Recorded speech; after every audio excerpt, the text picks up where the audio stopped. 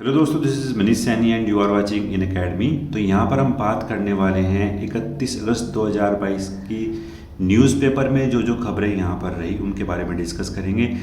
और अगर हम बात करते हैं जिस तरह की नेगेटिविटी चारों ओर फैली हुई है, एक मुश्किल समय होता है इस समय कि स्टूडेंट अपनी पढ़ाई को कंटिन्यू कर पाए।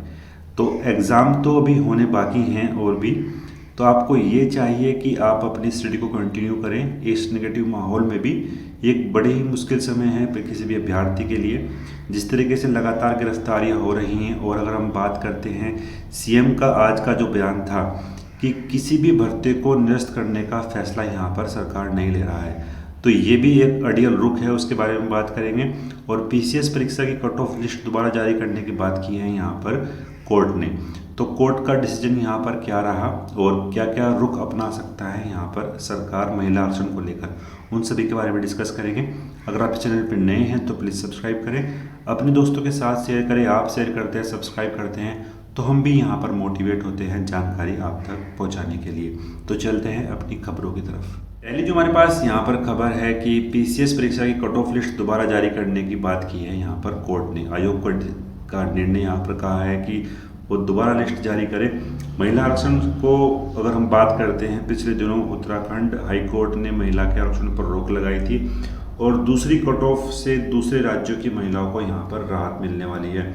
और जो पीसीएस परीक्षा की जो मुख्य परीक्षा होने वाली है उसमें भी यहाँ पर उनको बैठने की अनुमति यहाँ पर दी गई है। अगर हम बात करते हैं क्या क्या सरकार के सामने ऑप्शंस हो सकते हैं इस आरक्षण को बचाने के लिए, तो एक तो वहाँ पर ये है कि अध्यादेश के खिलाफ वो अपील कर सकते हैं। इस आदेश के खिलाफ जो हैं वो अब जा सकते हैं यहाँ पर हाई कोर्ट नहीं, सुप्रीम कोर्ट जा सकते हैं, क्योंकि हाई कोर्ट का डिसीजन था। अब सुप्रीम कोर्ट एक बार यहाँ पर उनके पास विकल्प बचा हुआ है। और अगर हम बात करते हैं कि सुप्रीम कोर्ट में एसएलपी भी कर सकते हैं। दूसरा विकल्प ये है कि उच्च न्यायालय के आदेश के खिलाफ सुप्रीम कोर्ट में विशेष अनुग्रह याचिका दायर कर 36 आरक्षण के लिए बचाव भी कर सकती है।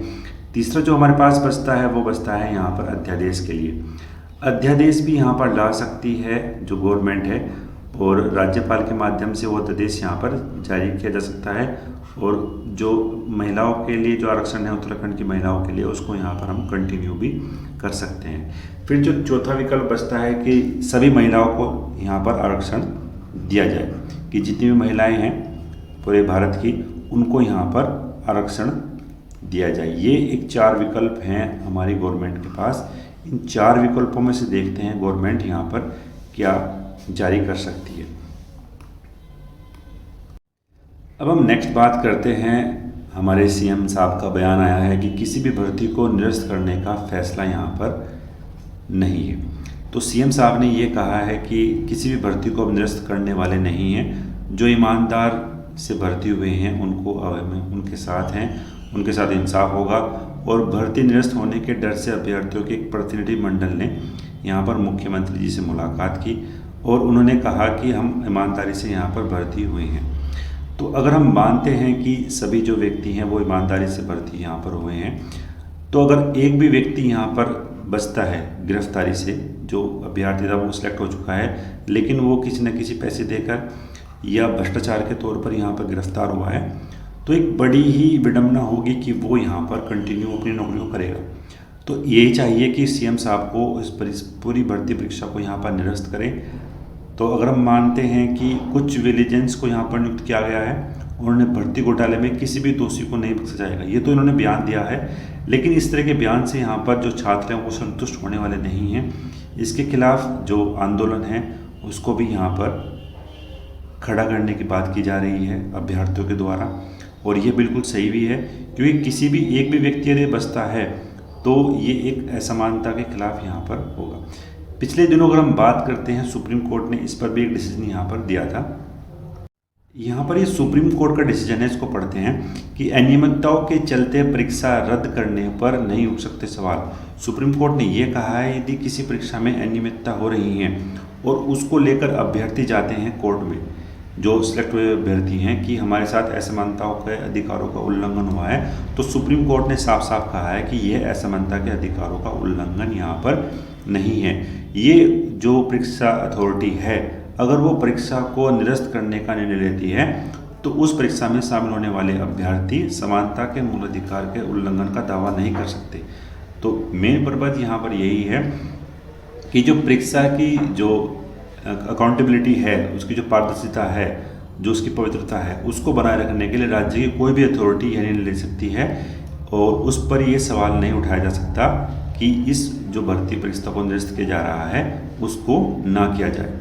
तो सुप्रीम कोर्ट ने भी यहाँ पर लगातार डिसीजन दिया गया है, लेकिन पता नहीं हमारे सीएम साहब किस तरह का डिसीजन यहाँ पर ले रहे हैं। उनको लगातार दिखाई दे रही इतनी भर्तियाँ, जो गिरफ्तारियाँ हो रही हैं, वो उनको यहाँ पर नज़र नहीं आ रही हैं, केवल वो अपना अडियल रुख ही यहाँ पर अपनाए हुए हैं।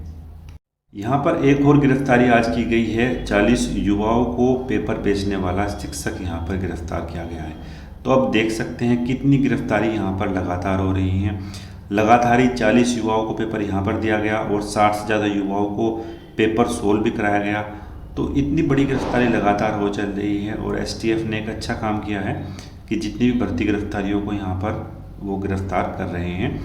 और सीटीईटी के नकल मामले में जेल जा चुका है यहाँ पर रौतेला। जो पेपर लीक मामले में जो शिक्षक यहाँ पर गिरफ्तार हुआ है, ये पहले भी कई बार यहाँ पर जेल जा चुका है। तो इनका जो मोटिव है वो यहाँ पर यही है कि पेपर को सोल्व कराने का। तो अब देखते हैं यहाँ पर क्या डिसीजन यहाँ पर लेती है गवर्नमेंट। और अगर हम बात करते हैं विधानसभाओं में, तो विधानसभाओं में नेताओं के रिश्तेदारों की सूची भी यहाँ पर सोशल मीडिया पर जारी की गई है। और अब अगर हम बात करते हैं भाजपा और जो कांग्रेस है, दोनों के नेताओं में यहाँ पर अब जो बयानबाजी स्टार्ट हो चुकी हैं। लेकिन भाजपा हो चाहे वो कांग्रेस हो, दोनों एक ही थाली के ये चट्टे बट्टे हैं। दोनों ही एक ही थाली के चट्टे बट्टे हैं और लगातार ही यहाँ पर इस तरह की घपले की जो खबरें हैं वो दोनों ही सरकारों में यहाँ पर हमें को देखने को मिली थी। तो कहीं ना कहीं छात्रों के साथ ये एक बहुत बड़ी नाइंसाफ़ी भी यहाँ पर है। एक यहाँ पर और खबर यहाँ पर वायरल हो रही है कि ओएमआर शीट से छेड़छाड़ की पुष्टि यहाँ पर मिली है। 2016 में जो ग्राम विकास अधिकारी के लिए यहाँ पर पेपर हुआ था, उसकी ओएमआर की शीट के साथ भी यहाँ पर छेड़छाड़ की गई है। और विजिलेंस ने अंतरिम रिपोर्ट के साथ मामला गृह विभाग को यहाँ पर लौटाया था। आयोग के तत्कालीन अधिकारियों की बढ़ सकती है मुश्किलें। तो जो उस समय अधिकारी थे उनको भी यहाँ पर गिरफ्तार किया जा सकता है। तो ये पूरी खबरें थी आज के न्यूज़पेपर में। आशा करते हैं आपको ये चीज़ पसंद आई होगी। अगर आपको पसंद आई तो प्लीज़ लाइक करें, अपने दोस्तों के साथ शेयर करें। अगर आप चैनल पर नए हैं तो प्लीज़ सब्सक्राइब करें। मिलते हैं ऐसी ही खबरों के साथ। धन्यवाद। जय हिंद।